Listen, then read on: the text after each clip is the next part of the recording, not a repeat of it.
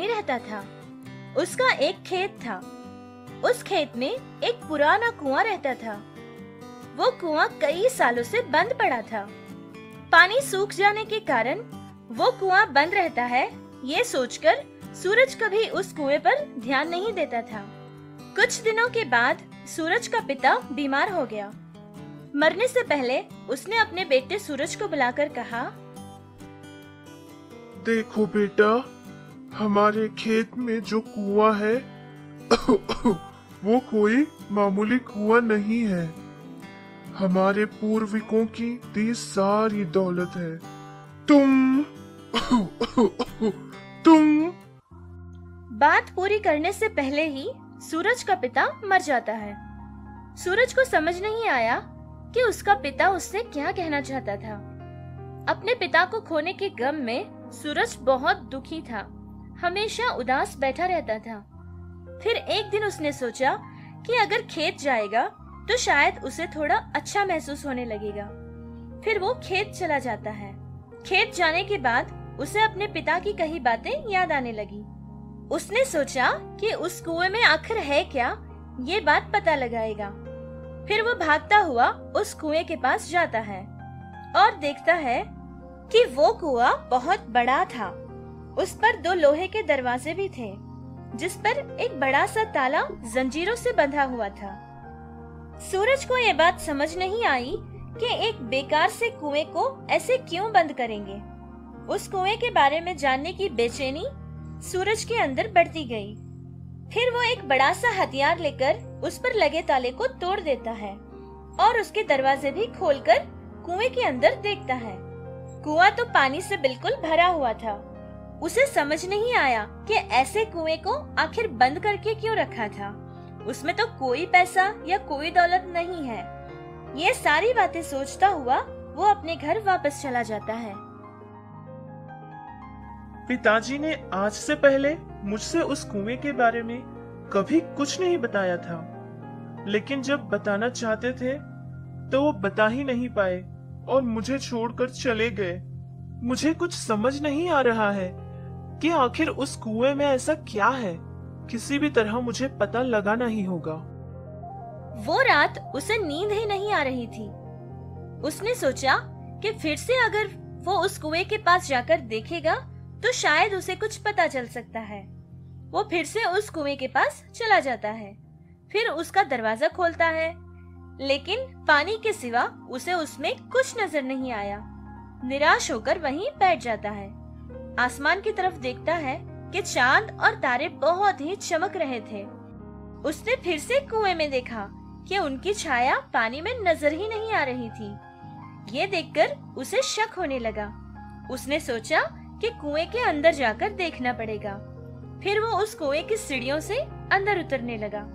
जो पानी उसकी आंखों को नजर आ ही नहीं रहा था।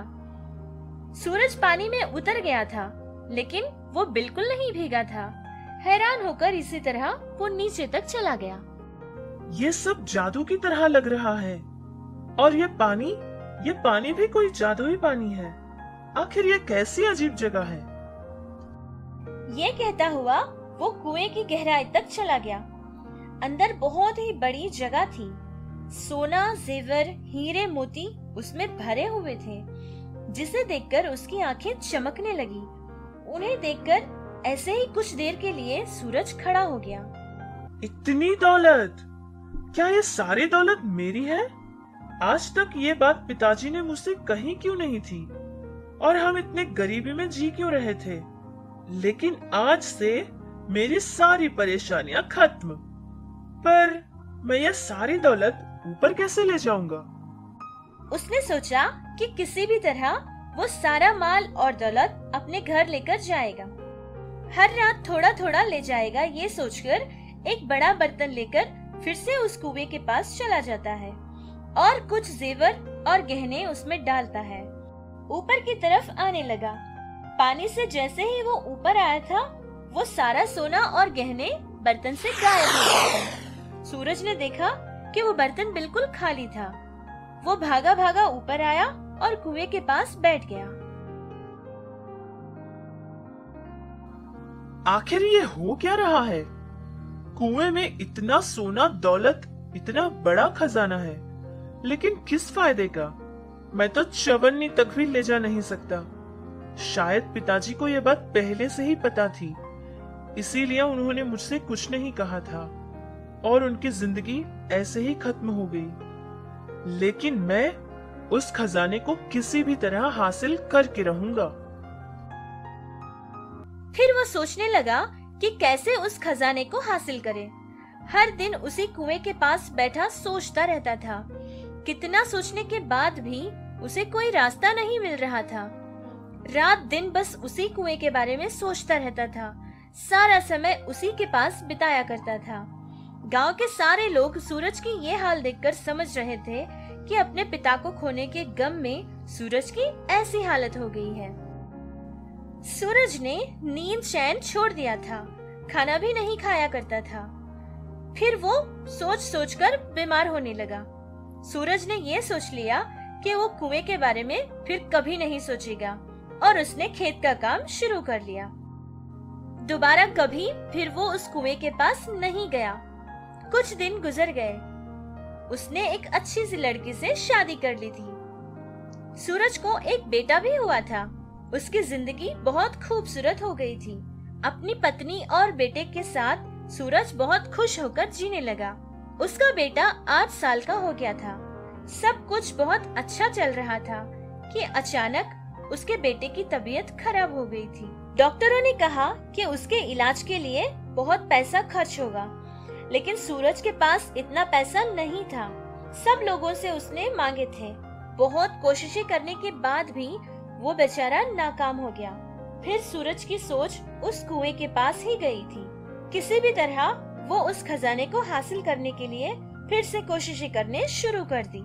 उसने सोचा कि थोड़ा थोड़ा सोना वो लेकर जाएगा, लेकिन जैसे ही वो पानी से ऊपर आता था तो वो सोना वैसे ही गायब हो जाता था। सूरज को उस खजाने पर कोई आशा नहीं थी, लेकिन अपने बेटे के इलाज के लिए उसके लिए पैसा जरूरी था। बहुत कोशिशें करने के बाद भी वो एक भी सोने का सिक्का लेकर नहीं आ पाया। ये कैसा जादुई जाल है? इतनी कोशिश करने के बाद भी मुझे कुछ नहीं मिल रहा। मुझे वो सारा खजाना नहीं चाहिए। बस जितने में मेरे बेटे का इलाज हो पाए उतना ही मुझे चाहिए। अब मैं इस जादुई जाल को कैसे तोड़ूंगा? हे भगवान, मेरी मदद करो। सूरज बहुत उदास होकर उसी कुएं के पास जाकर बैठ जाता है। आखिर ये सारा खजाना उस कुएं में छुपाया क्यों है? कोई उसे ले नहीं सकता तो उस पर इतना बड़ा दरवाजा और उस पर ताला लगाया क्यों था? ये सारी बातें सोच सोचकर बेचारा वहीं सो जाता है। फिर उसने एक सपना देखा। उसके सपने में उसके परदादा आए थे। उन्होंने सूरज से बताया कि उनके पूर्वजों के कमाया सारा पैसा और दौलत उसी कुएं में छुपा कर रखा है। कोई और उसका फायदा ना उठाए, इसीलिए उन पर दरवाजे और ताले से बंधा हुआ है। उस कुएं के पास एक मंत्र किया हुआ पीतल का खंबा है जो वहाँ गढ़ा हुआ है। उसी मंत्र किए हुए खंबे की वजह से वो कुआं एक जादुई कुआं बना है। वो उनके वंश के लोगों को ही हासिल हो सकता था। उस खजाने को हासिल करने के लिए उस पीतल के खंबे की शक्ति को पहले खत्म करनी होगी। ये सारी बात कहने के बाद सूरज की आंखें अचानक खुल जाती है। फिर उसने गोल घूमकर सारा कुआं देखने लगा। अपना हथियार लाकर उस खंबे को तोड़ने लगा। पत्थरों को हटाता हुआ तोड़ता रहा। फिर उसे एक पीतल का छोटा सा खंबा नजर आया। उसने उसे भी हटा दिया था। कुएं में देखा तो उसे पानी ही नजर नहीं आ रहा था, सिर्फ चमकता हुआ सोना नजर आने लगा। और वो अंदर जाता है और जितना सोना उसे जरूरत थी उतना ही लेकर वापस आ जाता है। फिर उस कुएं को बंद कर देता है और ताला लगा देता है। उसकी पत्नी से ये सारी बात बताता है। अपने बेटे का इलाज भी अच्छे डॉक्टरों के पास करवाता है। थोड़ा थोड़ा खजाना लेकर अपने घर में रखता था। उसने किसी को भी ये शक नहीं होने दिया था कि वहाँ एक जादुई कुआं है जिसमें एक खजाना था। सिर्फ जरूरत के समय पर ही वो उस खजाने को छूता था और जरूरतमंदों की सहायता भी किया करता था। इस